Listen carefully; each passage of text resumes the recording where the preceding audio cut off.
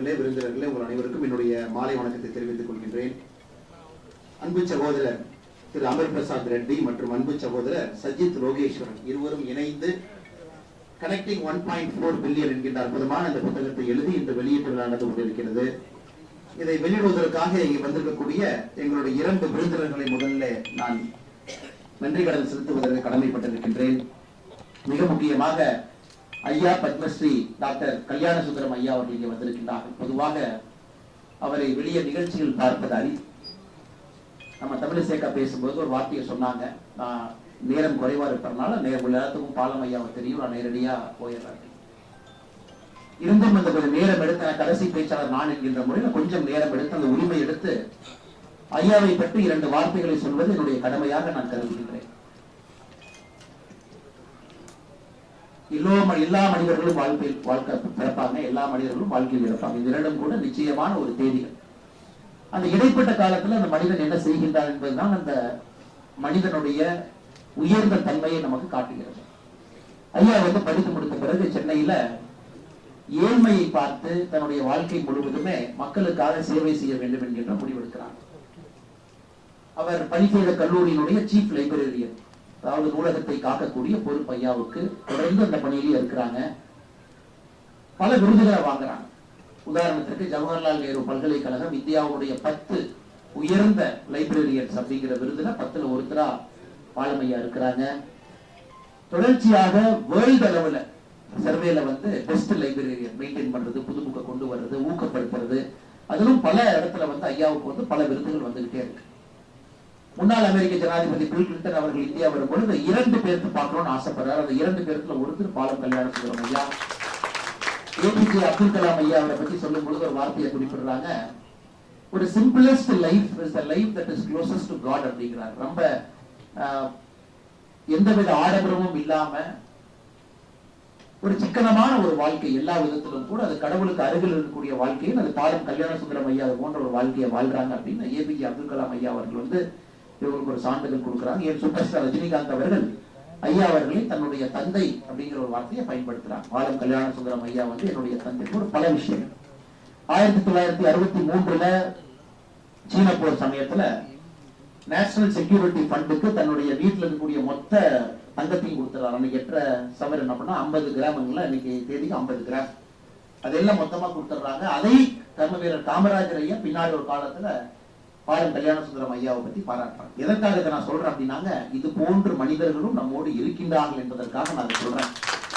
2023ல இந்தியாவுடைய உயரிய விருதுல ஒரு விருதாக இருக்கக்கூடிய பத்மஸ்ரீ விருது ஐயாவுக்கு மத்திய அரசு நம்முடைய ஜனாதிபதி அவர்களால் கொடுக்கப்பட்ட ஒரு பெரிய கௌரவம் தமிழர்களுக்கு கிடைத்திருக்கிறது. ஐயா பத்மஸ்ரீ விருது 2023 கிடைக்கும்.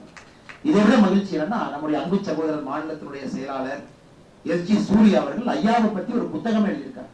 ஒரு அற்புதமான புத்தகம். சூர்யா அவர்கள் தம்பி ஐயாவுடைய வாழ்க்கை முழுவதும் ஒரு புத்தகமாக எழுதி இந்தியா முழுவதும் பாலம் கல்யாண சுந்தரம் ஐயாவை பட்டி தொட்டி எல்லாம் எடுத்து சென்றிருக்கின்றார்கள். இன்னைக்கு ஐயா அவர்கள் ஒரு சிறப்பு விருந்தெல்லாம் வந்திருக்கிறாங்க. பேசுங்க ஐயான்னு சொல்லும் போது என்ன வார்த்தை சொன்னா, எனக்கு பேச தெரியாது அப்படின்னா அதிலேயே பேசிட்டாங்க பாருங்க. எனக்கு பேச தெரியாது என்று சொல்வதிலே ஐயா பேசிவிட்டார்கள். ஐயாவுக்கு என்னுடைய நன்றி கலந்த வணக்கத்தை செலுத்தி, ஐயாவுடைய கையிலே இந்த புத்தகம் வெளியிடப்பட்டிருக்கிறது என்பது ஒரு கூடுதல் சிறப்பு இந்த புத்தகத்திற்கு. நம்ம தேசிய ஜனநாயக கூட்டணியுடைய முக்கிய அங்கம் இந்திய ஜனநாயக கட்சி.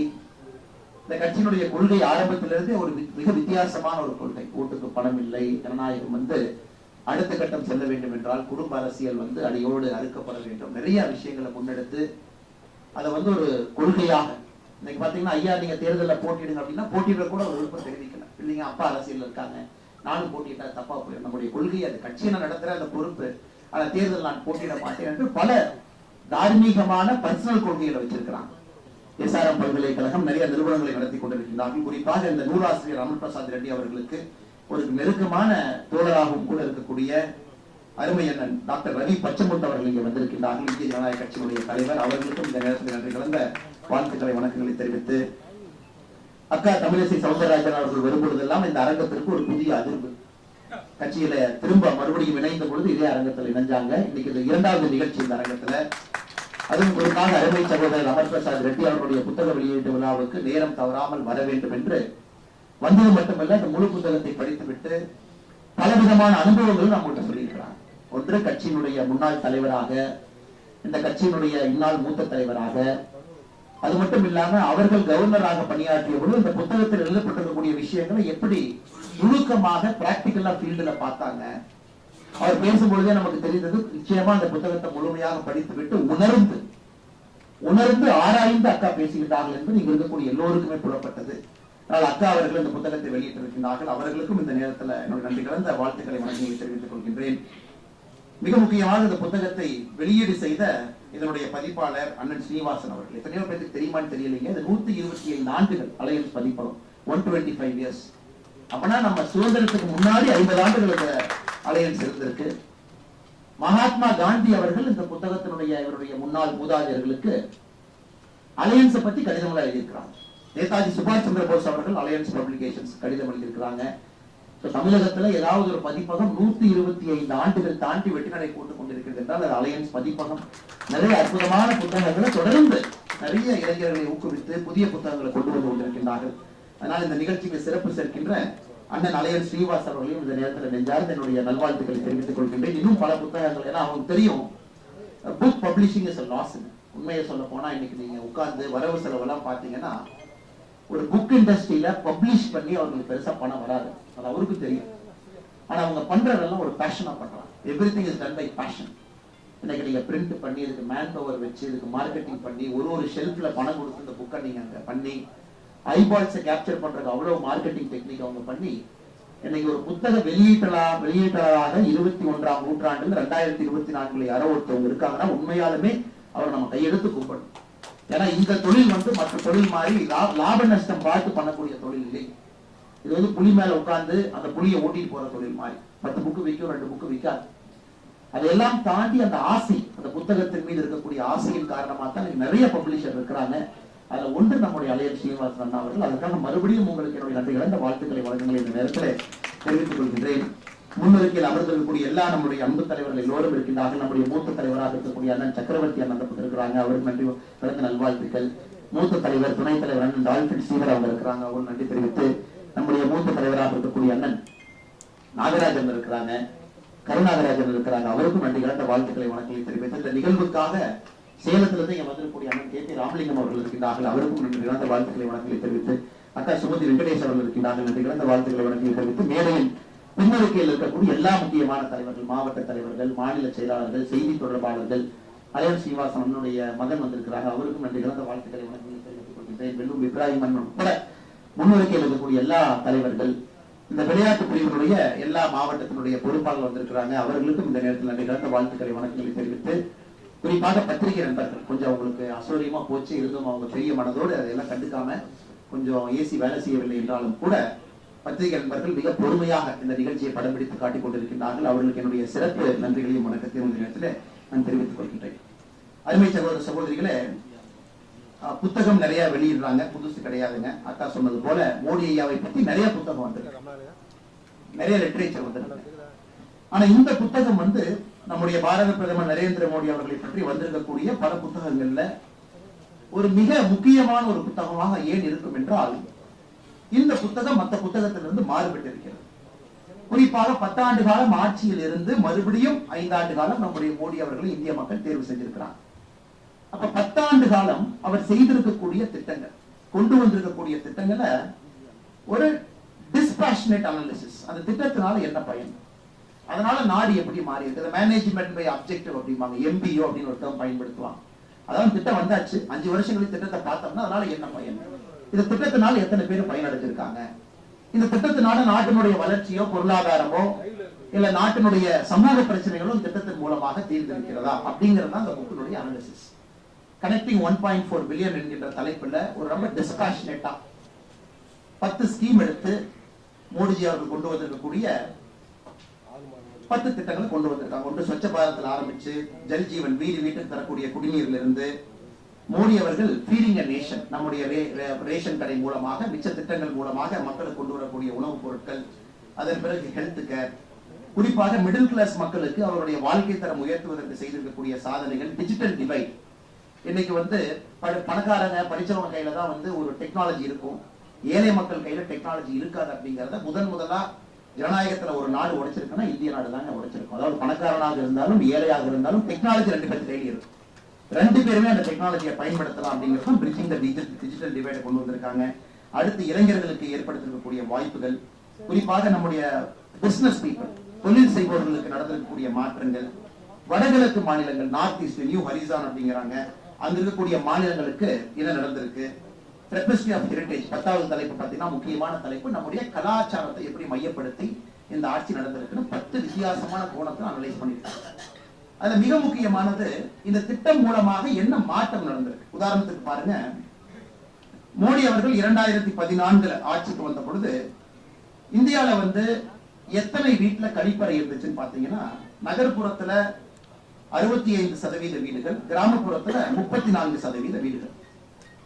இப்ப மோடி அவர்கள் 2022 டேட்டா எடுத்திருக்கிறாங்க, 2022 வரைக்கும் நகர்ப்புறத்துல கிராமப்புறத்துல நாம் கட்டியிருக்கக்கூடிய கழிப்பறைகள், சானிடேஷன் அப்படிங்கிற தலைப்புல நேஷனல் டேமேஜ் காஸ்ட், ஒருவேளை கழிப்பறைகள் கட்டப்படாமல் இருந்தால் 2015 இருக்கக்கூடிய அதே டேட்டா 2022 இருந்தா நம்ம நாட்டுக்கு எவ்வளவு பொருளாதார இழப்பு ஏற்பட்டிருக்கும் அப்படிங்கறத கால்குலேட் பண்றாங்க.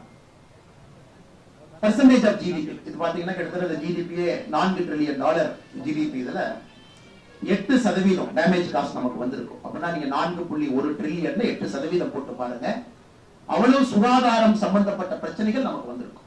மருத்துவமனைக்கு போயிருக்கோம், செலவு பண்ணிருக்கோம். சோ இதுதான் அனாலிசிஸ், டேமேஜ் காஸ்ட். இதனால என்ன மாற்றம், ஒரு டாய்லெட் கட்டி இருக்கிறதுனால இந்தியாவில் என்ன மாற்றம் வந்திருக்கு, கிராமப்புறத்துல எந்த மாற்றம் வந்திருக்கு அப்படிங்கிற அளவுல அந்த புக்கை வந்து கொண்டு போயிருக்காங்க. அதே போல எல்லா வீடுகளுக்கும் நாம குடிக்கிற தண்ணி வந்து பைப்பு மூலமா குடிக்கிறோம் அப்படிங்கிறோம். ஒரு நோபல் லாரெட் மைக்கேல் கிரமர் அவங்கள கோட் பண்றாங்க, எனக்கு இந்தியாவில் வந்து இந்த சேஃப் ட்ரிங்கிங் வாட்டர், குடிக்கிற தண்ணி வந்து பாதுகாப்பான தண்ணி பைப்பு மூலமா போறதுனால இன்னைக்கு குறிப்பாக எத்தனை குழந்தைகள் பாதுகாப்பான தண்ணி குடிக்கிறனால அவங்களுடைய மொர்டாலிட்டி ரேட், அவருடைய இறப்பை குறைச்சிருக்கிறாங்கன்னு பாத்தீங்கன்னா, இன்னைக்கு ஒரு வருடத்திற்கு 2 வயசுக்குள்ள இருக்கக்கூடிய குழந்தைகள் 1,36,000 குழந்தைகள் இறப்பு தடுத்திருக்கணும். ஏன்னா சுத்தமான குடிநீர் நீர் அவங்களுக்கு கிடைக்குது, அந்த குழந்தை கிடைக்குது, வீட்டுக்கு கிடைக்குது. இது போன்ற பல விஷயங்கள் இந்த புக்கினுடைய சிறப்பம்சம். நம்முடைய முன்னாள் ஆளுநர் அக்கா தமிழிசை சவுந்தரராஜன் அவர்கள் சொன்னது போல பிராக்டிக்கலா சில இடத்துல பயனாளிகளுடைய பேட்டி, அவங்களுடைய வாழ்க்கை எப்படி மாறி இருக்கு, இந்த திட்டம் அவங்களுக்கு எப்படி பயன்படுது, இதன் மூலமாக என்ன ஒரு புதிய அவங்களுடைய வாழ்க்கை தரத்தை எப்படி உயர்த்தி இருக்கிறாங்க, அது இந்த புத்தகத்தினுடைய சிறப்பு. நிறைய புத்தகங்கள்ல பாத்தீங்கன்னா அவங்க அந்த ஆத்தருக்கு அந்த அப்ஜெக்டிவிட்டி இருக்காது. ஒரு 10 ஆண்டு காலம் முடிந்த பிறகு ஒரு 10 திட்டங்களை எடுத்து முழுமையாக அதை கண்காணித்து ஆராய்ந்து உலகத்தில் இருக்கக்கூடிய நிபுணர்கள் எல்லாம் அந்த திட்டத்தை பத்தி என்ன சொல்லியிருக்கிறாங்க அப்படிங்கிறத தொகுத்து ஆசிரியர் பெருமக்கள் நமக்கு அந்த புத்தகத்தை எழுதி கொடுப்பதற்கான வாய்ப்பு குறைவு. ஆனா இங்க நம்முடைய அருமை சகோதரர் அமர் பிரசாத் ரெட்டி அவர்களும் சஜித் லோகேஸ்வரன் அவர்களும் இருவரும் இணைந்து இந்த பெரிய காரியத்தை பண்ணியிருக்கிறாங்க. 10 ஆண்டுகள் கழித்த பிறகு எப்படி இருக்கு அப்படின்னு.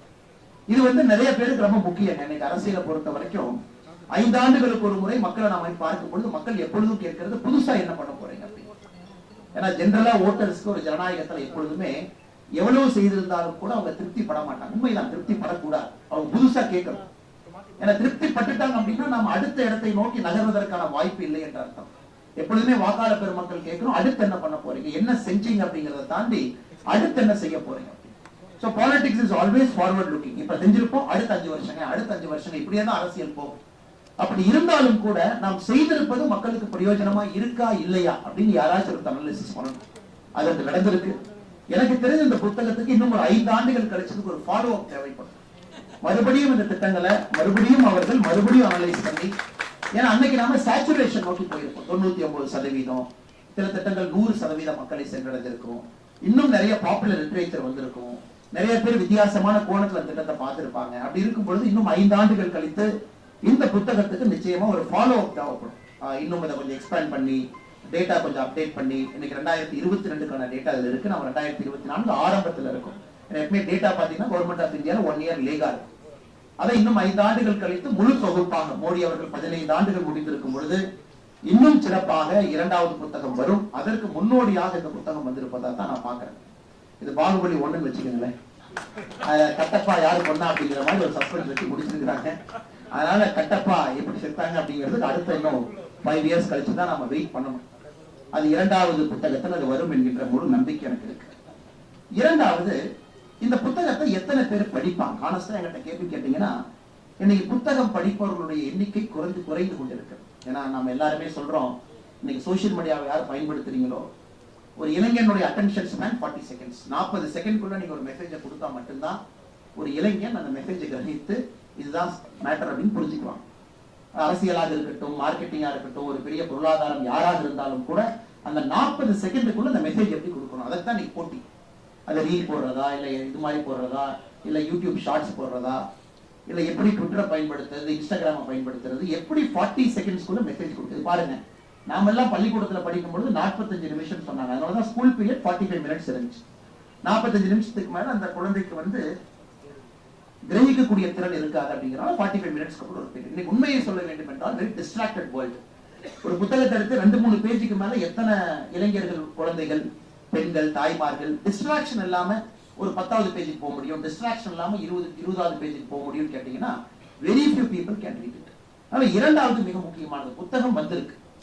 இன்னைக்கு நாம் எதற்காக பாரதிய ஜனதா கட்சியினுடைய அலுவலகத்துல, சென்னை அலுவலகத்துல நம்ம கட்சியினுடைய ஒரு பொறுப்பாளராக இருக்கக்கூடிய அமர் பிரசாத் ரெட்டி அவர்களுக்கு இந்த இடத்தை கட்சி எதற்காக இங்கே கொடுத்து இந்த நிகழ்ச்சி இங்க நடத்துறோம் அப்படின்னாங்க, இதை என்கரேஜ் பண்ணோம். பாரதிய ஜனதா கட்சியில் இன்னும் புத்தகங்கள் நிறைய பேர் எழுதணும் அப்படிங்கிற செய்தி இதன் மூலமாக நாங்கள் தெரிவிக்கிறோம். நிறைய எழுதுங்க, கட்சி அலுவலகம் உங்களுக்காக இருக்கிறத பயன்படுத்திக் கொள்ளுங்க, எக்ஸ்பர்ட்டை கூப்பிட்டுங்க, வித்தியாசமான பார்வையா பாருங்க, கிராமப்புறத்தை பாருங்க, அரசியலை பத்தி எழுதுங்க. நிறைய புத்தகங்கள் வர வர ஒன்று புத்தகம் எழுதுறவங்களுக்கு முதல்ல கிளாரிட்டி கிடைக்கும்.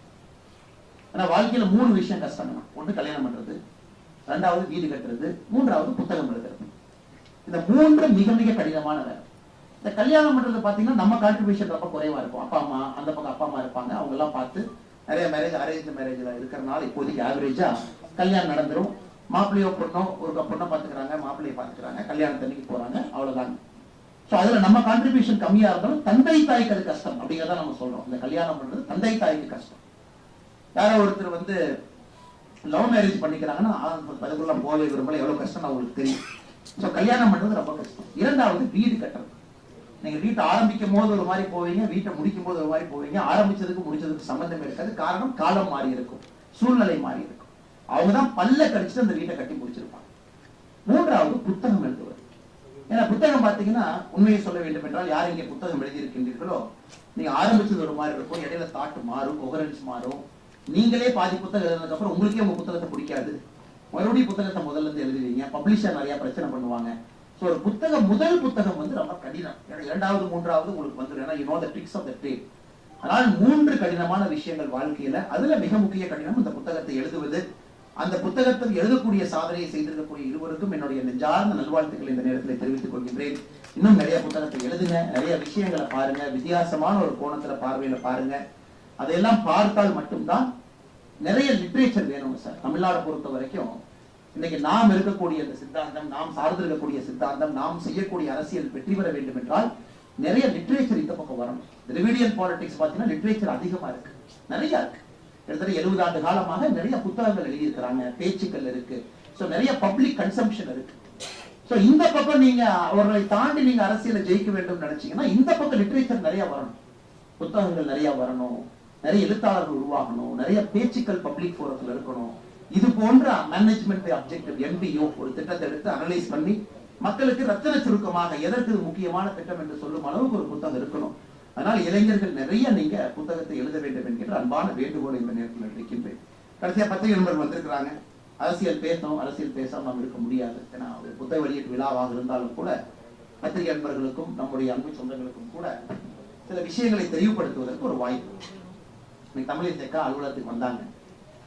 அதே நேரத்துல இன்னொரு தலைவர் அலுவலகத்துக்கு வந்தாங்க. அண்ணா இங்க இருக்கிறாங்க. அண்ணா இப்ப திருநெல்வேலியில இருந்து வர்றேன், உங்களுக்காக அல்வா வாங்கிட்டு வந்திருக்கேன், அல்வா கொடுத்தாங்க. சரிங்கண்ணா, ரைட், அந்த அல்வா புரியுங்க, இது எல்லாத்தையும் இப்பவே சாப்பிடுவோம். அதனால அக்கா காரணம் நான் இல்ல, அல்வா கொடுத்தவர் அவருதான். அவரும் திருநெல்வேலியில இருந்து அல்வா கொண்டு வந்தார். அப்பவே அந்த அல்வாவெல்லாம் உடைச்சு நாம் அனைவரும் அமர்ந்து சாப்பிட்டு விட்டு வந்தோம். இது நகைச்சுவையாக இருந்தாலும் கூட இது பாத்தீங்கன்னா பிரிட்டிஷ் காலகட்டத்தில இருந்து கிட்டத்தட்ட மிக நெடிய காலகட்டத்துல நம்ம குறிப்பா அந்த பட்ஜெட்டை பொறுத்த வரைக்கும் யாராவது அந்த பட்ஜெட் பேப்பர்ஸை பாதுகாக்கணும், சீக்கிரசி வெளியே போகக்கூடாது, பிரிண்ட் பண்றவங்களுக்கு தெரிஞ்சிடும். அதனால சில பேர் பாத்தீங்கன்னா அந்த பட்ஜெட் பிரிண்டிங் ரூம்குள்ளேயே தள்ளிக்குவாங்க, அவங்க வெளியே வர முடியாது. அவங்க ரூம்ல போட்டு அடைச்சு வச்சிருவோம். பார்லிமெண்ட்டுக்கு அந்த பட்ஜெட் பேப்பரோட தான் திறந்து எல்லாம் வெளியே வருவாங்க. அது ஒரு ட்ரெடிஷன், இந்த அல்வா செய்யக்கூடிய ஒரு ட்ரெடிஷன். அதனால அவர்களோடு இந்த அன்பை எல்லாம் பரிமாறி இதெல்லாம் பட்ஜெட் ப்ராசஸ் எல்லாம் முடிஞ்சு வெளியே வந்த பிறகு மறுபடியும் அவர்களுக்கு உணவளித்து அதனால இன்னைக்கு என்ன ராகுல் காந்தி அவங்க புரிஞ்சுக்கலாம், இந்த பட்ஜெட்டுங்கிறது பல பேர் சேர்ந்து உருவாக்கி இருப்பது, யாரோ ஒரு பேர் 2 பேர் சேர்ந்து உருவாக்குனது இல்லைங்க. நிதியமைச்சர் அவர்கள் பாராளுமன்றத்துல பட்ஜெட்டை பிரசன்ட் பண்றாங்க. அதெல்லாம் நல்லா புரிஞ்சுக்கணும். அந்த வார்த்தையா பாத்தீங்கன்னா presenting a budget. So it is not making a budget. So பார்லிமெண்ட்ல அவங்க பட்ஜெட்டை பிரசன்ட் பண்றாங்க. அப்ப இந்த பட்ஜெட்டை யாரு உருவாக்குனது? சோ ராகுல் காந்தி அவர்கள் இதை சொன்னாங்க, இங்க பாருங்க நான் போட்டோ கொண்டு வந்திருக்கேன் அப்படின்னு ஒரு போட்டோவை காமிச்சாங்க. இவர்கள் எல்லாம் தான் இந்த பட்ஜெட்டை உருவாக்குனாங்க.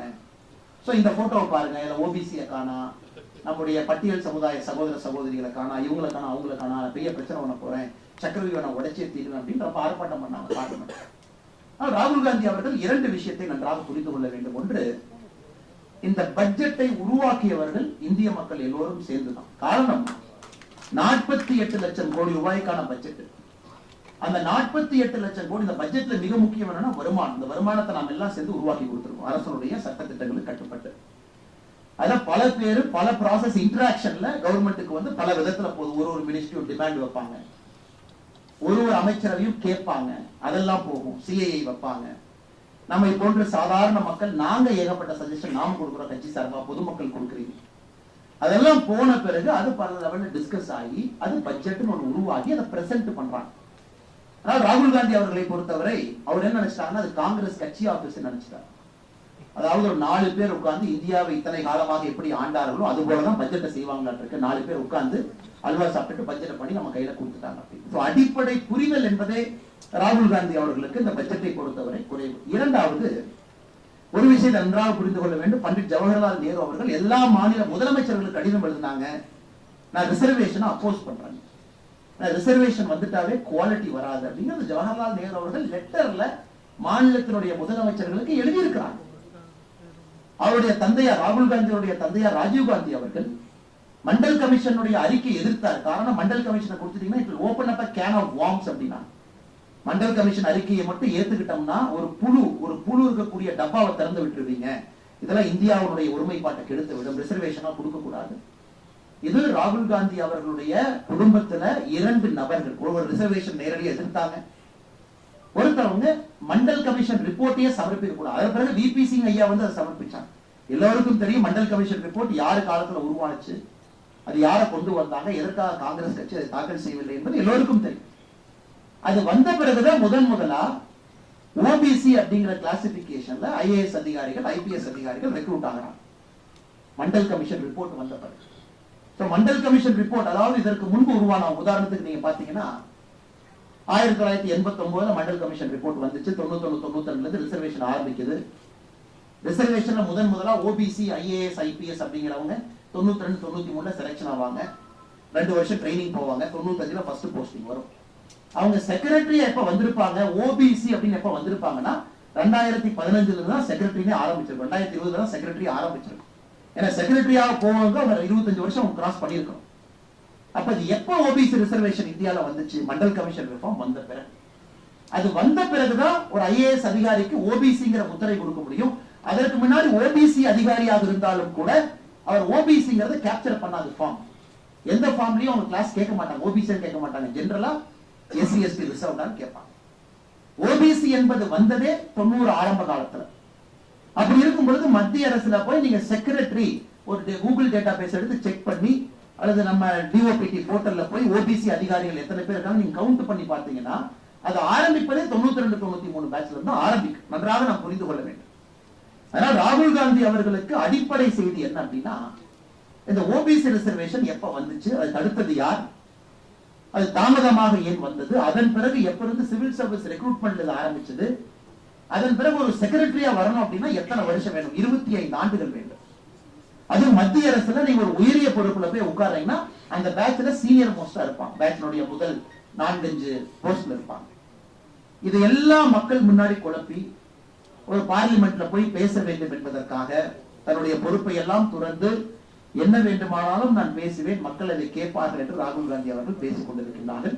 அது அந்த நேரத்தில் இது போன்ற லிட்டரேச்சர் வருவது இன்னொரு இடத்துல பாராட்டுக்குரியது. காரணம், இந்த பெசிமிசம் பாலிடிக்ஸ்ல ரொம்ப கஷ்டங்க. குறிப்பா நம்ம இருக்கோம். எனக்கு என்ன வேணாலும் பேசலாம். உதாரணத்துக்கு ராகுல் காந்தி அவர்கள் விவசாய பெருமக்களை பார்லிமெண்ட்டுக்குள்ள கூப்பிட்டு அவங்க எல்லாம் பார்லிமெண்ட்டுக்குள்ள வரணும், விவசாய பெருமக்களுக்கு பாராளுமன்றத்திற்குள்ளே வருவதற்கு முழு உரிமை இருக்கு. முதல் உரிமை அவங்களுக்கு தான் இருக்கு. வந்தவங்க ஒரு 1000 பேர் வர்றாங்க, 100 பேர் தான் உள்ள போக முடியும் தடுத்தீங்கன்னா எப்படி விவசாயிகள் நீங்க தடுக்கலாம்? இதை வச்சு ஒரு பாலிடிக்ஸ்.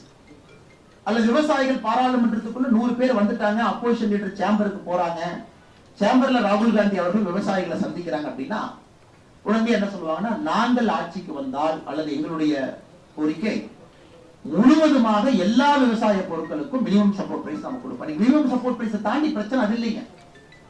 இன்னைக்கு நம்முடைய 50% காஸ்ட் மினிமம் சப்போர்ட் பிரைஸ் நம்ம உற்பத்தி செய்யக்கூடிய விலையிலிருந்து இன்டு 1.5 டைம்ஸ் போட்டுங்க, அது எம்எஸ்பி இருக்கு. அது கூட பிரச்சனை இல்லைங்க. இன்னைக்கு இருக்கக்கூடிய அடிப்படை பிரச்சனை என்னன்னா, எம்எஸ் சுவாமிநாதன் ஐயாவுடைய ஆய்வறிக்கையில் இருக்கக்கூடிய காஸ்ட் ஆஃப் லேபர். அதாவது விவசாயம் நான் செய்யறேங்க, உதாரணத்துக்கு என் தோட்டத்தில் நாங்க 4 பேர் இருக்கோம், அப்பா அம்மா பையன் பொண்ணு 4 பேர் விவசாயம் பார்க்கிறோம் அப்படின்னா எங்களுக்கும் தினம் சம்பளம் போடப்பட்டு அந்த சம்பளமும் அந்த பொருட்களுக்குள்ள கால்குலேட் பண்ணி எங்களுக்கும் டெய்லி சம்பளம் கொடுத்து எம்எஸ்பியை பிக்ஸ் பண்ணுங்க அப்படிங்கிறது தான். பட் இன்னைக்கு அது நம்ம செஞ்சோம் அப்படின்னாங்க 80% விவசாய பொருட்களுக்கு மட்டுமே அது கிட்டத்தட்ட 48 லட்சம் கோடி ரூபாய்க்கு மேல வரும். 48 lakh crore மேல வரும். ஆனா இன்னைக்கு நீங்க மோடி ஐயா வந்து இங்கிருந்து இல்ல உடனடியா நாங்க எல்லா பொருளுக்கும் எம்எஸ்பி எம்எஸ் சுவாமிநாதன் ஐயாவுடைய ஆய்வறிக்கையின்படி முழுமையா நான் காஸ்ட் ஆஃப் லேபர்ல இருந்து லேண்டுக்கு ஒரு வாடகை கொடுத்து, லேண்டுக்கு வாடகை, வேலை செய்யறவங்களுக்கு சம்பளம் எல்லாத்தையும் போட்டு பொருளுக்கு ஒரு ரேட்டை பிக்ஸ் பண்ணுங்க அப்படின்னு ராகுல் காந்தி அவங்க சொல்றாங்கன்னா, நாம தாக்கல் செய்திருக்கக்கூடிய பட்ஜெட்டை விட, பட்ஜெட்டே 48 லட்சம் கோடி, அதை விட அதுக்கு பணம் கொடுக்கணும். பணம் எங்க இருக்குங்க? சோ இவ்வளவு பணத்தையும் நீங்கள் குறைந்தபட்ச ஆதரவு விலைக்கு ஒரு அரசு கொடுத்து விட்டால் எப்படி அரசு ஒரு அரசாங்கத்தை நடத்த முடியும்? இங்கதாங்க பிரச்சனை. இந்திய அரசியலை பொறுத்தவரை இதுதான் பிரச்சனை. இது மக்கள்கிட்ட விலைக்கு சொல்வதற்கு யாருக்குமே நேரம் இல்லை. ராகுல் காந்தி அவர்கள் பார்லிமெண்ட்ல சொல்றாங்க, நாங்க வந்தோம்னா எல்லாம் செஞ்சிருவோம், உடனே செஞ்சிருவோம். ஆனா பார்லிமெண்ட்ல எப்படிங்க செய்வீங்க? பணம் எங்க இருக்கு தெரியாது. நாங்க வந்தவுடன் எல்லாருக்கும் 1 லட்சம் ரூபாய் நாம கொடுத்துருவோம். அப்ப கிளாசிபிகேஷன் ஆஃப் புவர் என்ன? சுரேஷ் டெண்டுல்கர் கமிட்டி ரிப்போர்ட் எடுத்துங்க. சுரேஷ் டெண்டுல்கர் கமிட்டி ரிப்போர்ட் வந்து கிட்டத்தட்ட 40 கோடி புவர்ங்கிறாங்க. இதற்கு முன்னாடி இவங்களுடைய ஆட்சியில வந்திருக்கக்கூடிய வேறு வேறு அறிக்கை எடுத்தீங்கன்னா குறைந்தபட்சமாக வந்திருப்பதே 21 லட்சம் கோடி புவர் அப்படிங்கிறாங்க. அப்ப நீங்க ஒருத்தருக்கு நாங்க 1 லட்சம் ரூபாய் கொடுக்க போறோம். எந்த கமிட்டி ரிப்போர்ட் எடுத்து இந்த கமிட்டியில வந்திருக்கக்கூடிய குறைந்தபட்சமா அவங்க சொல்லிருக்கிற நம்பர் எடுத்தா 21 லட்சம் கோடி ரூபாய் வேணும். ஆனா பட்ஜெட் போறதே 48 லட்சம் கோடி. அதுல 3 லட்சம் கோடி ரூபாய் பெண்களுக்கும் குழந்தைகளுக்கும் ஒதுக்கப்பட்டிருக்கிறது. 1,52,000 கோடி ரூபாய் விவசாய பெருமக்களுக்கு, டிஃபென்ஸுக்கு 1.5 லட்சம் கோடி, எஜுகேஷனுக்கு 90,000 கோடி, 80,000 கோடி, ஹெல்த்துக்கு. இதெல்லாம் நீ கூட்டு கழிச்சு பார்த்தா ஒரு நாட்டை நடத்தணும். அதனால் நாட்டை நடத்த தகுதி இல்லாதவர்கள், நாட்டை நடத்த தெரியாதவர்கள் வாய்க்கு வருவதை பேசுவதுதான் ராகுல் காந்தி அவர்களுடைய பேச்சு. இதை வந்து கூலா கால்குலேட் பண்ணி ஒரு 5 நிமிடம் யோசிச்சு நீங்க பேசுனீங்கன்னா உங்களுக்கு தெரியும் இதெல்லாம் சாத்தியம் இல்லாத விஷயம். இன்னைக்கு பிரச்சனை என்ன? ஏழைகளுடைய கையில பொருளாதாரத்தை எப்படி கொண்டு போய் நிறைய சேர்த்துறது உண்மையான பிரச்சனை. பிரச்சனை இருக்கு, அது சரி பண்ணணும். அதற்கு பாராளுமன்றத்தை பயன்படுத்த வேண்டும். எப்படி அவங்களுக்கு பண்றது? அவங்க சம்பாதிக்கக்கூடியது எப்படி டபுள் பண்ணலாம், எப்படி மோர் இன்கம் அவங்க கையில கொடுக்கலாம். ஆனா 1 லட்சம் ரூபாய் நான் கொடுப்பேன், எத்தனை பேருக்கு கொடுப்பீங்க? பதில் கிடையாது. எல்லா விவசாய பெருமக்களுடைய கோரிக்கை ஏற்று குறைந்தபட்ச ஆதரவுகளை நான் கொடுத்துருவேன், 48 லட்சம் கோடி ரூபாய்க்கு மேல் ஆகும், பதில் கிடையாது. அதனால அன்பு சகோதரிகளே, இன்னைக்கு இந்திய அரசியல் பாத்தீங்கன்னா அதை நோக்கி போயிட்டு இருக்கு. அதான் மோஸ்ட் டேஞ்சரஸ். என்ன வேண்டுமானாலும் பேசலாம், அதுக்கு 4 சியர் லீடர் இருக்காங்க. நிர்மலா சீதாராமன் அவங்க பார்லிமெண்ட்ல இருக்கிறாங்க. ராகுல் காந்தி அவர்கள் சொல்றாங்க, இந்த மாதிரி அல்வா எல்லாம் நீங்க வந்து அல்வா கிண்டுறீங்க, அங்க வந்து ஏன் ஓபிசி இல்ல, ஏன் எஸ்சி இல்ல, ஏன் எஸ்டி இல்ல? அடிப்படை அரசியல் அறிவு இருக்கக்கூடிய யாருக்கும் கூட தெரியும். நம்ம சொன்ன மண்டல் கமிஷன் ரிசர்வேஷன் எப்ப ஓபிசிங்கிற கிளாசிபிகேஷன் வந்து எல்லாருக்கும் தெரியும். இப்ப நிர்மலா சீதாராமன் மேடம் அவங்க சிரிக்காம அழுவாங்களான்னு நான் கேட்கிறேன். ராகுல் காந்தி அவங்க கேட்டதுக்காக நம்ம ஒப்பாரி வச்சு அழுவோம் பார்லிமெண்ட்ல. யாராவது இருந்தாலும் சிரிக்கத்தான் செய்வாங்க. உடனே எப்படி மாத்துறாரு? சிரிக்கிறாங்க பாத்தீங்கல்ல, சிரிக்கிறாங்க பாத்தீங்கல்ல. இது அமெரிக்கால ஓக்கிசம் அப்படின்னு சொல்லுவாங்க. ஓக்கிசம் ஒரு புதிய வார்த்தை அமெரிக்காவுடைய பல்கலைக்கழகத்துல பிரபலமாய் கொண்டிருக்கிறது. ஓக்கிசம், ஓக் அப்படிமா, ஓக் அப்படின்னா என்ன வேணாலும் அவங்க பேசலாம். நீ பேசுறது தப்புன்னு சொன்னா அது எப்படி என் கருத்துரிமையை நீ நசிக்கலாம்னு சொல்லிட்டு திரும்ப அந்த குரூப் கேட்கும். அதனால அமெரிக்கால யாரும் பேசுறதுக்கே போறது இல்லை. நீங்க போய் ஒரு கொலம்பியாவோ ஒரு ஹார்வர்டோ போய் 4 பேர் ஆர்ப்பாட்டம் பண்ணிட்டு இருப்பான். ஏன்னா அவனுக்கு அறிவு இல்லையா, இதெல்லாம் எப்போதுக்கு ஆர்ப்பாட்டம் பண்ணேன்னு கேட்டா, அப்ப என் கருத்து சுதந்திரத்தை நீ மதிக்கலையா, என் குரல் நீ அடுக்கறியா, அப்ப உடனே இவன் மேல அட்டாக் பண்ணா எல்லாரும் சேர்ந்து இவனை வில்லன் ஆக்கிடுவாங்க. இந்த ஓக்கரவு. இன்னைக்கு ராகுல் காந்தி அவர்கள் இந்த ஓக்கிசத்தினுடைய தலைமை தலைவராக இருக்கிறார். இந்த ஓக்கிசம் குரூப்பினுடைய முதல் தலைவராக நான் என்ன வேண்டுமானாலும் நான் பேசுகிறேன். அதுதான் இன்னைக்கு இந்திய அரசினுடைய ஒரு துரதிருஷ்டவசமான ஒரு விஷயம். ஒரு எதிர்கட்சி தலைவராக இருப்பவர் தன்னுடைய பொறுப்பை எல்லாம் மறந்து அரசியல் பேசுவதற்காக நான் என்ன வேண்டுமானாலும் பேசுவேன் என்று ராகுல் காந்தி அவர்கள் பேசுவார். நாம் தெளிவாக இருக்கின்றோம். இந்த பட்ஜெட்டை பார்த்தீங்கன்னா மோடி அவர்கள் தெளிவா சொல்லிட்டாங்க. 303 இருந்த பொழுதும் நம்முடைய கொள்கை ஒன்றுதான், 240 இருக்கும் பொழுது நம்முடைய கொள்கை ஒன்றுதான் என்பதில் இந்த பட்ஜெட்ல மோடி அவர்கள் மிக தெளிவாக சொல்லிட்டாங்க. என்ற வளர்ச்சி, இந்த நாட்டினுடைய வளர்ச்சிக்காக மட்டும்தான் பாரதிய ஜனதா கட்சி இருக்கும். வளர்ந்த இந்தியா 2047 வளர்ந்த பாரதத்திற்கு தான் இந்த பட்ஜெட் அடித்தளம் அமைக்கும் என்பதை மிக தெளிவாக இந்த பட்ஜெட்ல மற்றும் ஒரு முறை இந்த பட்ஜெட்ல பத்திரிகை நண்பர்கள் இங்க இருக்கிறாங்க. ஒரு நண்பர்களுக்கு ஒரே ஒரு விஷயத்தை மட்டும் இந்த நேரத்தில் நான் பகிர்ந்துக்கிறேன். இது எவ்வளவு பெரிய பட்ஜெட்னாங்க, இதுவரைக்கும் சுதந்திர இந்தியாவுடைய சரித்திரத்துல தனியார் நிறுவனம் ஒரு மனிதனை வேலைக்கு எடுத்தா அந்த தனியார் நிறுவனத்திற்கு 1 மாத சம்பளத்தை அரசு கொடுத்தது கிடையாது. நல்ல யோசனை. கம்யூனிஸ்ட் கட்சி செய்வாங்க. இன்னைக்கு ஒரு தனியார் நிறுவனம் இந்தியாவில் இருக்கிறாங்க. தனியார் நிறுவனம், ஃபார்மல் எம்ப்ளாய்மெண்ட் செக்டர், ஒரு சாப்ட்வேர் கம்பெனி கமலாலயம் பக்கத்துல வச்சுக்கலாம். அவங்க அடுத்த மாசம் ரெக்ரூட் பண்ற எம்ப்ளாயில ஒரு எம்ப்ளாயி ரெக்ரூட் பண்றாங்க அந்த கம்பெனில, அந்த எம்ப்ளாயினுடைய 1 மாத சம்பளத்தை அப்பர் லிமிட்டோட மத்திய அரசு அந்த கம்பெனி கொடுக்கும். அந்த ப்ரொடக்ஷன் லிங்க்டு இன்சென்டிவ் இத்தனை காலமா இருந்துச்சு. நீங்க ஒரு பொருள் உற்பத்தி பண்ணீங்கன்னா கமிஷன் இவ்வளவு வரும், அரசு உங்களுக்கு திரும்ப ரிபேட் கொடுக்கும். PLI, இப்ப தமிழ்நாட்டு உற்பத்தி ஆகக்கூடிய பாதி எல்லா செல்போனும் PLI மூலமாக தான் நடக்குது. இந்த பட்ஜெட்ல முதலாக எம்ப்ளாயி லிங்க்டு இன்சென்டிவ் ELI நோக்கி நடந்திருக்கக்கூடிய முதல் சவுத் அமெரிக்கன் கண்ட்ரீஸை தாண்டி ஒரு தேசம் என்ன நம்முடைய நாடு. Every employment generated in formal sector 1 month salary upper லிமிட்டோட அது ஒரு கண்டிஷன் வச்சிருக்காங்க. 1 லட்சம் ரூபாயை தாண்டக்கூடாது, 3 இன்ஸ்டால்மெண்ட்ல 5000 கொடுப்பாங்க. இது எதற்குனா இளைஞர்களுக்கு வேலை வாய்ப்பை வேகமாக இன்னும் உருவாக்க வேண்டும் என்கின்ற அடிப்படை கொள்கை. இப்ப தனியார் நிறுவனத்திற்கு வேலை கொடுக்குறாங்கன்னு தெரியும், அப்பா நான் 11 மாசம் சம்பளம் கொடுத்தா போதும், 1 மாசம் சம்பளத்தை மத்திய அரசு கொடுக்கும். ஏன்னா பாருங்க எவ்வளவு பெரிய விஷயம். இதை நாம் அதிகமாக பேசி இருக்க வேண்டும்.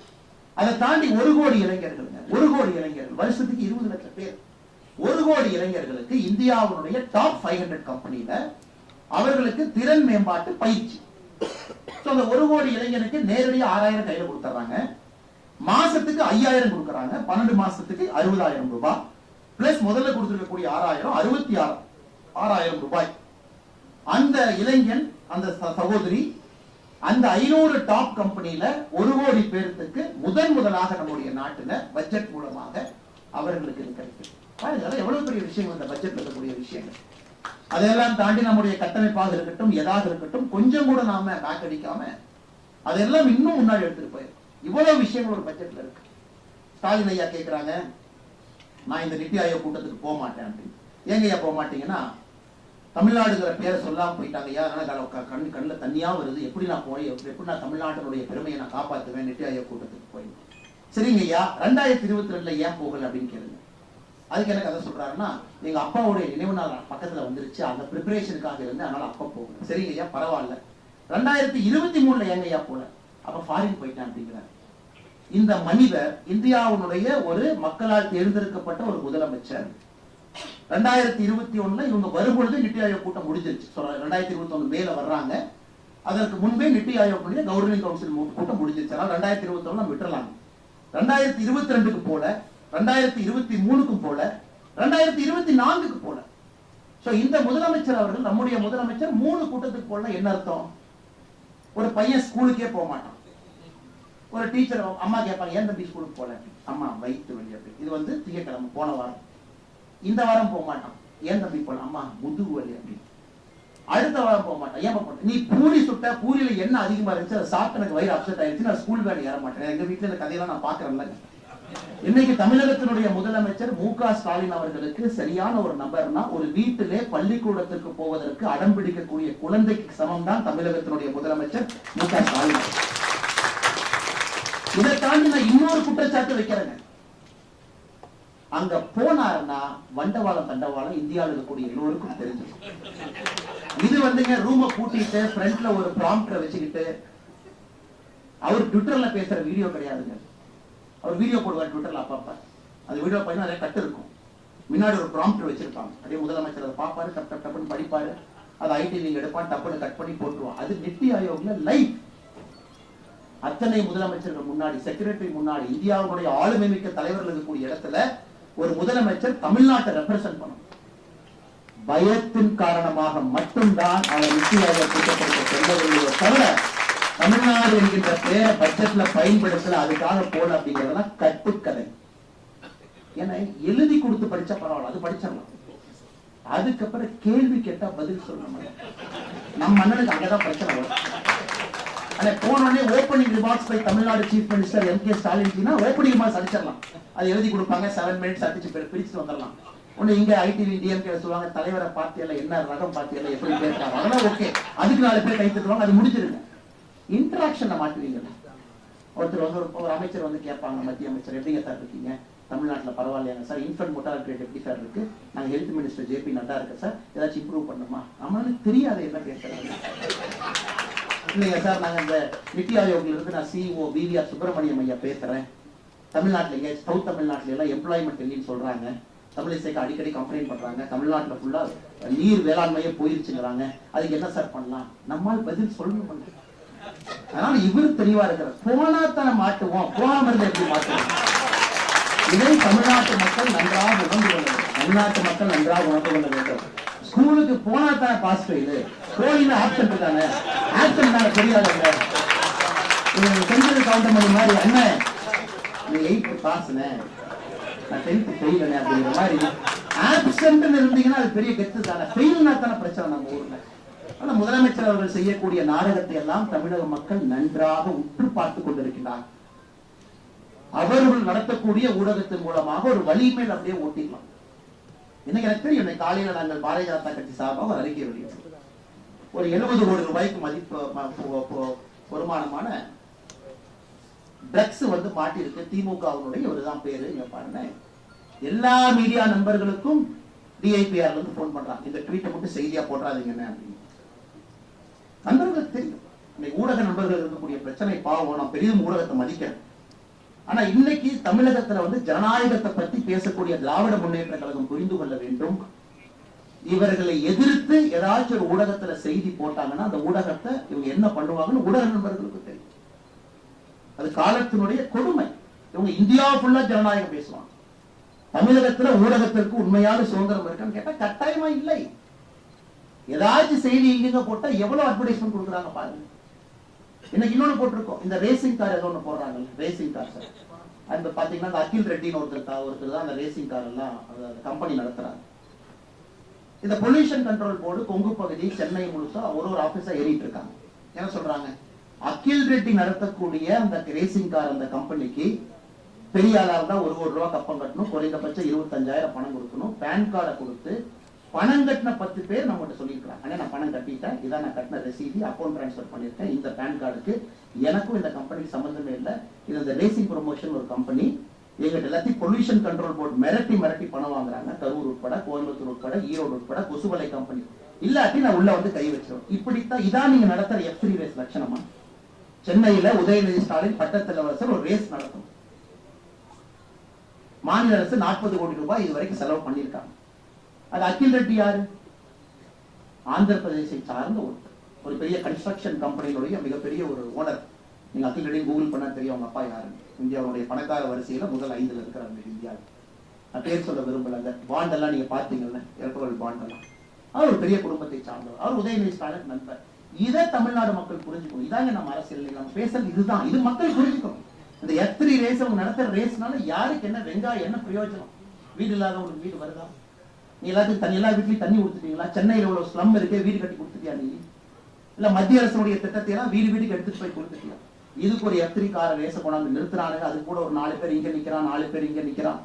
அது சம்பந்தம் இல்லாம ஒரு தேர்ட் பார்ட்டி கம்பெனி வந்து நடத்துது. அந்த கம்பெனி பொல்யூஷன் கண்ட்ரோல் போர்டு போய் மிரட்டி அந்த கம்பெனிக்கு 25,000 இருந்து 1 கோடி ரூபாய் வரைக்கும் வசூல் பண்றான். அதனாலதான் நாங்கள் இந்த அறிக்கை விட்டிருக்கின்றோம். அந்த கம்பெனி அக்கௌண்ட்டை பப்ளிஷ் பண்ணட்டும். கடந்த 6 மாத காலமாக அந்த கம்பெனி உதயநிதி ஸ்டாலின் நேர்மைன்னு சொன்னா, திராவிட முன்னேற்ற கழகம் நேர்மைன்னு சொன்னா, அந்த ரேசிங் ப்ரொமோஷன் கம்பெனி நாங்க இதோட பேன் கார்டு நம்பரோட கொடுத்திருக்கோம். அந்த கம்பெனி வெளிப்படையாக நாளைக்கு காலையில இதாங்க 6 மாசம் எங்களுடைய அக்கௌண்ட், இதுக்குள்ள எங்களுக்கு தமிழ்நாட்டுக்குள்ள ₹1 பணம் வரலன்னு சொல்லிட்டு அடுத்த செகண்ட் அரசியல் விட்டு போயிடும். எத்தனை பேருக்கு மிரட்டி புடுங்கி ஊரா போய் பொல்யூஷன் கண்ட்ரோல் போர்டு வச்சு ரைடு விட்டு அந்த பணத்தை எல்லாம் இந்த ரேசிங் கண்ட்ரோல் கம்பெனிக்குள்ள போட வச்சு அதை ஒரு தேர்ட் பார்ட்டி கம்பெனி மாதிரி நடத்தி நீங்க F3 நடத்துறீங்கன்னா வெக்கமா உங்களுக்கு இல்லையான்னு ஒரே ஒரு கேள்வியை கேட்கிறேன். வெக்கமாக இருக்க வேண்டும். இது போன்ற நிகழ்ச்சியை நடத்துவர்கள் கேட்டா இது பெருமை. அதை விட இந்த புத்தகத்தில் நாங்கள் கொண்டு வந்திருக்கக்கூடிய திட்டங்கள் பெருமை. கழிப்பறையிலிருந்து, குடிநீரிலிருந்து, அவர்கள் கொடுக்கக்கூடிய மருந்திலிருந்து இதெல்லாம் கஷ்டப்பட்டு கொடுக்கிற சார். மக்களுடைய வரி பணத்தை சிந்தாம சிதறாம திரும்ப மக்களுக்கு கொண்டு வந்து சேர்க்கிற வேலை சாதாரண வேலை இல்லை. அர்த்த சாஸ்திரத்துல கௌட்டில்யா சொல்றார், கரப்ஷனை டிஃபைன் பண்றாரு கௌட்டில்யா. அதாவது ஒரு தேனை எடுத்து ஒருத்தர் கொடுக்கிறாரு, கையில கொஞ்சம் தேன் ஒட்டி இருக்கும், அதை நக்கி சாப்பிட்டா அது கரப்ஷன் இல்லைங்களா? கரப்ஷன் டெபினிஷன் அர்த்த சாஸ்திரம் கௌட்டில்யா சொல்றாரு. அதனால அந்த பணத்தை ஹேண்டில் பண்றவன் கொஞ்சம் அதை சாப்பிட்டுக்கலாம், அதெல்லாம் ஓகே. அவனையும் சாப்பிட வேண்டாம் நீ சொன்னீங்கன்னா கவர்மெண்டே நடத்த முடியாது. ஆனா கௌட்டில்யாவே தோற்கடித்து தேனாக இருந்தாலும் அதை வலிச்சு அதை அந்த பாத்திரத்துல போட்டு நாட்டு மக்களுக்கு கொடுக்கக்கூடிய ஒப்பற்ற ஒரு தலைவர் இருக்காருன்னா பாரத பிரதமர் நரேந்திர மோடி. இவங்க நம்மகிட்ட ஊழலை பத்தி, ஜனநாயகத்தை பத்தி, ஹியூமன் ரைட்ஸை பத்தி இவங்க பாடம் எடுத்துக் கொண்டிருக்கின்றார்கள். அதனால் பத்திரிகை நண்பர்கள் இருக்கும்போது இந்த செய்தியை சொல்ல வேண்டும் என்பது என்னுடைய ஆசை. அப்படி இருந்தும் பத்திரிகை நண்பர்கள் கஷ்டத்துல வேலை பார்க்கறாங்க. நடுநிலை தவறாம மிகுந்த கஷ்டத்துல தான் அவங்களுடைய வேலை இருக்கு. ரொம்ப கஷ்டப்பட்டு தான் வேலை பார்க்கறாங்க. நியூஸ் என்ன போடணும் என்ன போடக்கூடாது எத்தனையோ மிரட்டினாலும் கூட அதையெல்லாம் தாண்டி இன்னைக்கு பாரதிய ஜனதா கட்சி இந்த அளவுக்கு வளர்ந்து நிற்குதுன்னா தமிழகத்தினுடைய பத்திரிகை நண்பர்கள் தான் காரணம். எந்த மாற்று கருத்து இல்லை.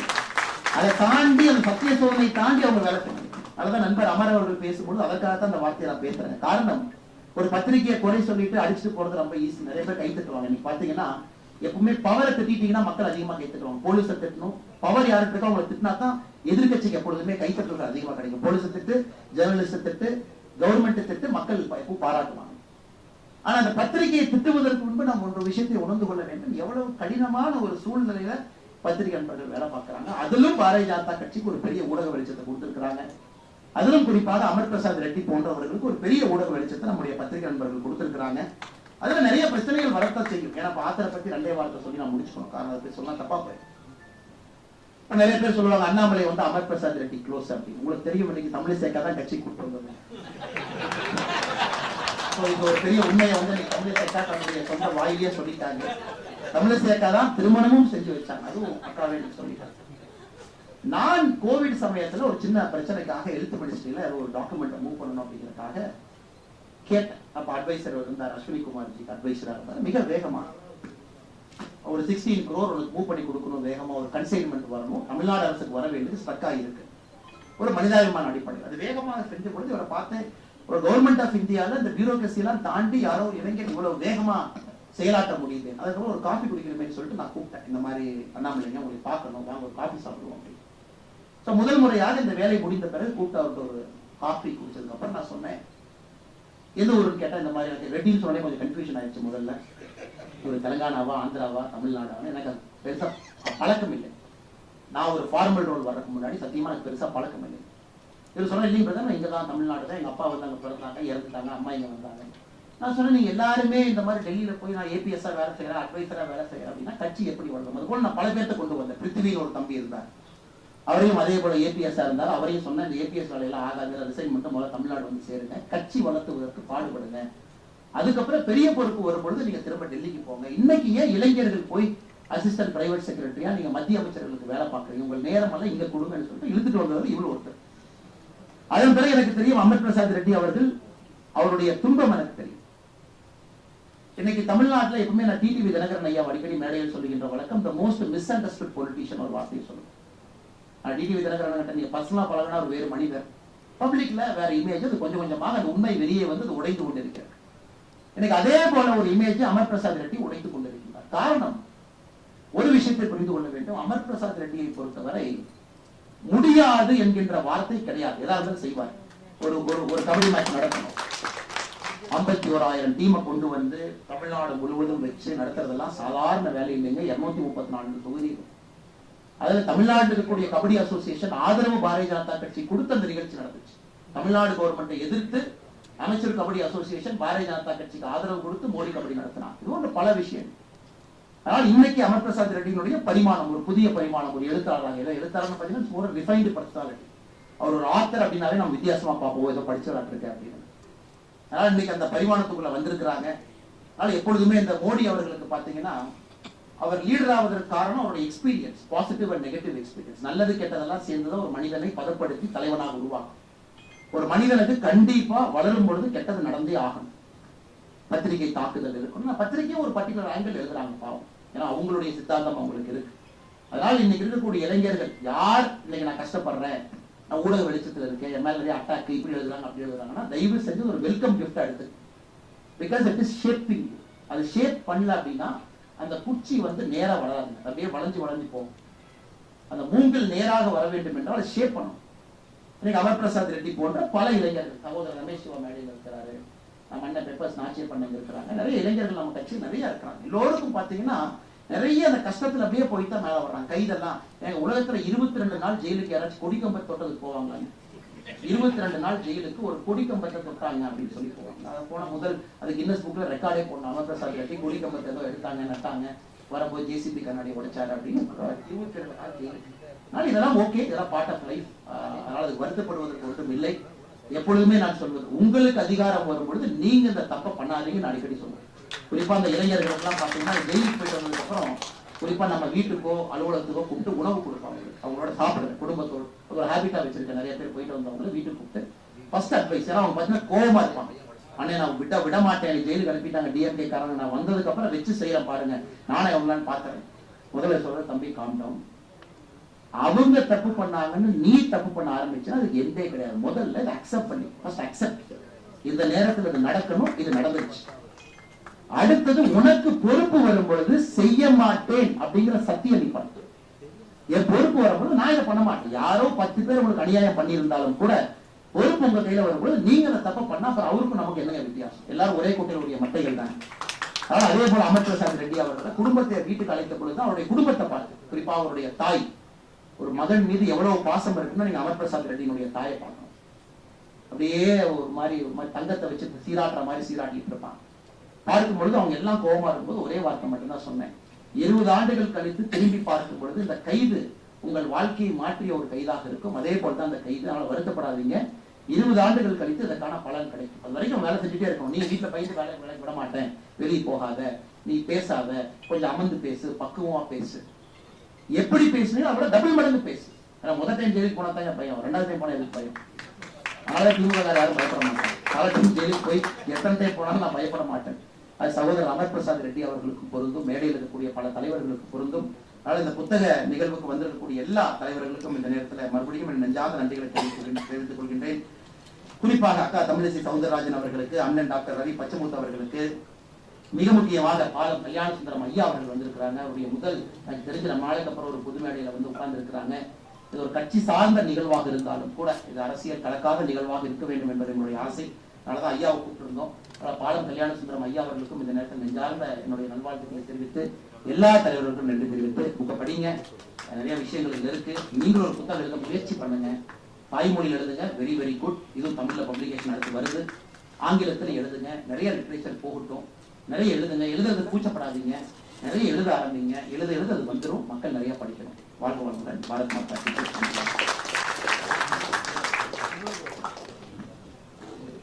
Thank you, sir. Thank you.